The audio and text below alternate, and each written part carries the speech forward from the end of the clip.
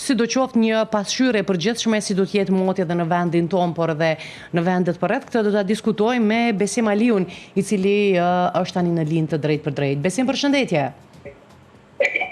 Përshëndetje për ju dhe ekipin të televizionit. Faleminderit shumë. Të fillojmë njerë me këto temperaturat të cilat janë aktuale në vendin tonë dhe po shohim se kemi një mot të ndryshueshëm. Një ditë shumë vapë, brenda ditës ka ndryshime të motit, ndryshime po më duket që janë pak më të mëdha se sa që ka ndodhur viteve të shkuara.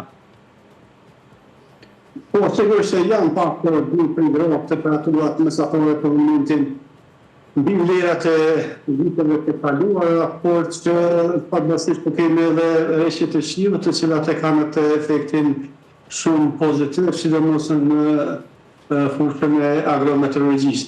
Temperaturat janë në dera dyshifrore, këto edhe minimale, 12-13 gradë Celsius, kurse maksimalet e ditës paraqiten të arrijnë nga 24 deri 25 gradë, por që gjatë javës në Dugazin do të arrijnë edhe dikon 27 deri në 29 gradë Celsius.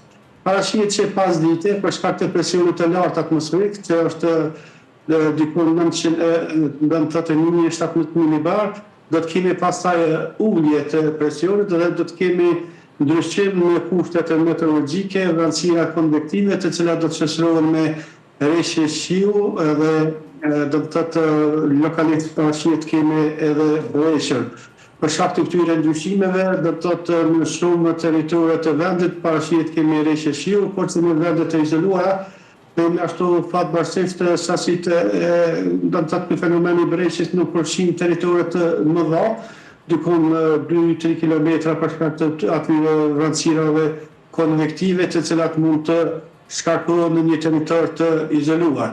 Do të ketë erë kryesisht nga pjesa veri perëndimore, shpejtësia e cilës do të jetë 1 deri në 12 metra për sekond, por që mund të jetë edhe lokalisht më e lartë, do të thotë në ato vende ku paraqiten këto vranësira dhe këto studit i quaj ashtu lokale, shpejtësia e erës do të jetë më lartë.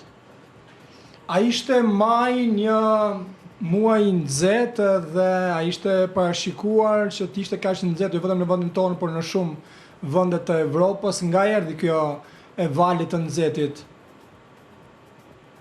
Po, këto temperatura në viteve të fundit jemi duke përcjellur edhe efektin El Nino, e cili është një efekt klimatik i cili ndikon në ngrohjen e ujrave sipërfaqësore të oqeanit patësor, dhe dihet që në Kosovë nuk vjen në mënyrë direkte për shkak të lartësisë madhe, mirë po në mënyrë indirekte edhe të ne shkaktohet të paraqitet ky fenomen. Temperaturat ishin të larta, do të thotë mbi mesatare me viteve të kaluara, por që fatmirësisht patëm edhe rreshje të mjaftëshme gjatë muajit maj, dhe ato rreshje sigurisht e kanë pasur efektin negativ në fakt pozitiv në të gjitha fushat. Rreshje ju po e përmendi që pati, e vërtet që gjatë majit ka pas rreshje, por nuk e di nëse kanë qenë të mjaftueshme, duke e parë që është ende thatësi shumë e madhe, tharjet të gjelbrimit kemi në përgjithësi. A ka nevojë që toka natyra të ketë edhe më shumë rreshje?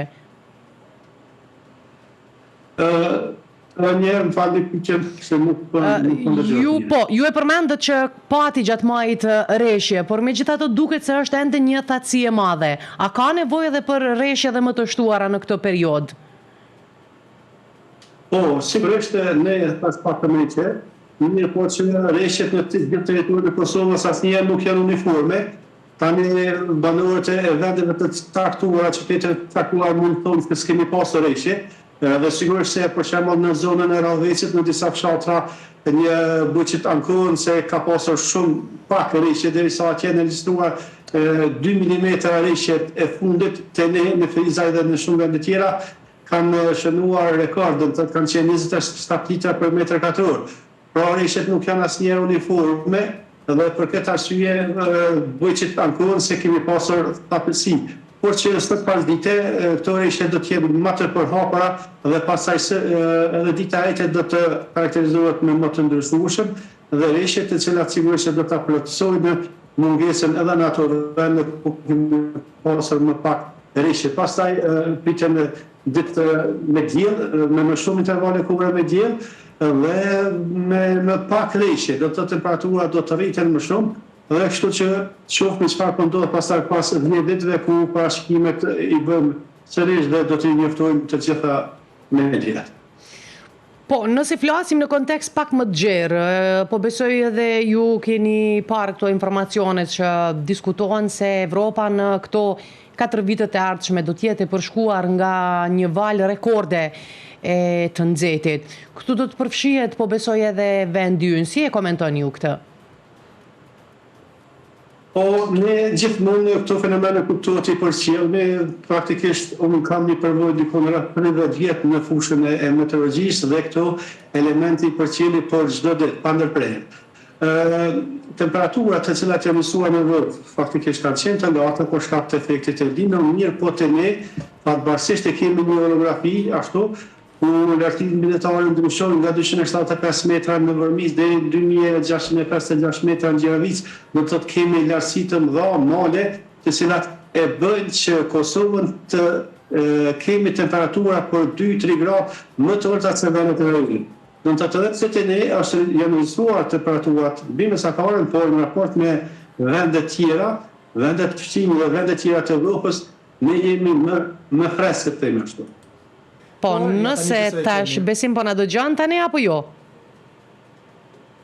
Duket që Po, e kuptova pyetjen sepse kemi thirrje kështu që në këto linje direkte ndodhin këto do të thotë tendencat, kështu që vitin e kaluar kanë qenë 42.4 gradë Celsius në klimë dhe me... E kemi sërish? Po, besoj tani. Po, mund vazhdoni aty ku e tek Lina. Po. Po, ato.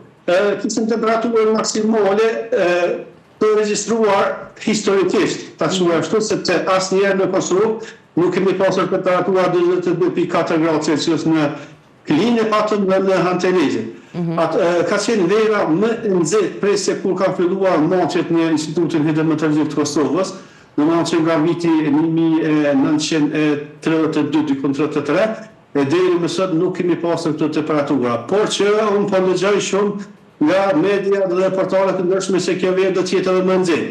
Unë nuk kam asnjë informacione, edhe pse thashë e bëj këtë punë mbi 30 gradë, 30 vjet, por që fenomenet meteorologjike mund të përsëriten, por jo ashtu do të thotë të jenë të ngjashme sikur vitit kaluar. Mund të kemi temperatura të larta, por nuk mund të themi se do të kemi 22 ose 23 gradë Celsius.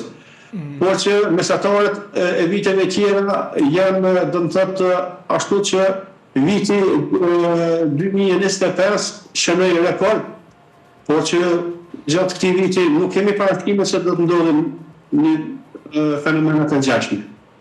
Që i bie që qytetarët nuk ka nevojë të shqetësohen apo të kenë brenga, do të jetë një verë e zakonshme ngrohtë, sikurse e kaluara, ndoshta dhe këto verat e fundit që janë pak më të ngrohta, por më të vonshme, nëse mund të themi, që vapa është diku më tepër nga korriku gushti edhe një pjesë e shtatorit.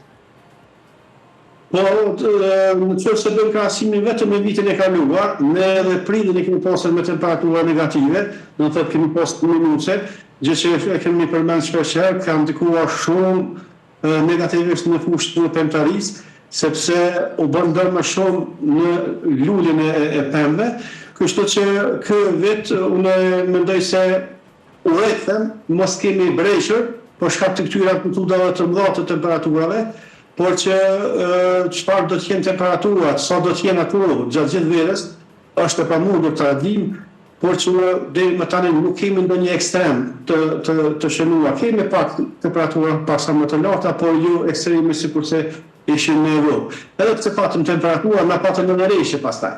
Reshjet breshtit patëm pak në disa zona të Podujevës dhe të Malishevës, ku në Malishevë kujtoj se s'kemi pasur dëme, vetëm atje në Podujevë dhe fshatra Pore, por që po e them uroj që mos të kemi breshër për shkak të këtyre ndryshimeve të temperaturave ditore.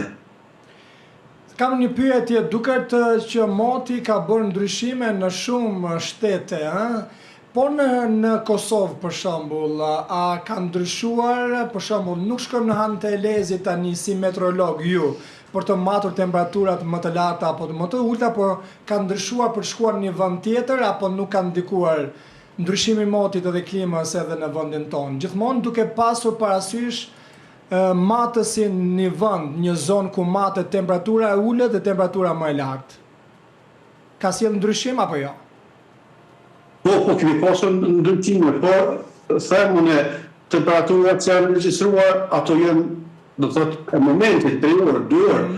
Ne ku t'i mbledhim mesatarë vjetore, atëherë dim se sa kemi pasur rritje në nivel të vitit, do të thotë në 365 respektivisht 367, sepse ne ato temperaturat do të thotë i mbledhemi edhe temperaturat e regjistruar netëve dhe ditëve, dhe i kemi do të thotë regjistrimet në çdo orë, dhe këtu kur e nxjerrim mesatarë ne shohim se kemi pasur dyshime. Po, vera tjetër ke pak më lartë se mesatare, por e ka qenë në temperaturë ditore dhe patëm pasaj edhe fatësie i kemi përcjellur në këto fenomene dhe gjithë qytetarët e kanë pasur çfarë ka ndodhur vitin e kaluar.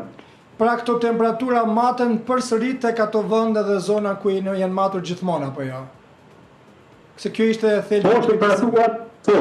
Edhe pse Kosova ne dimi ka 10.837 km2, to masa ajrore të nxehta nuk kanë qenë njësoj në gjithë territorin.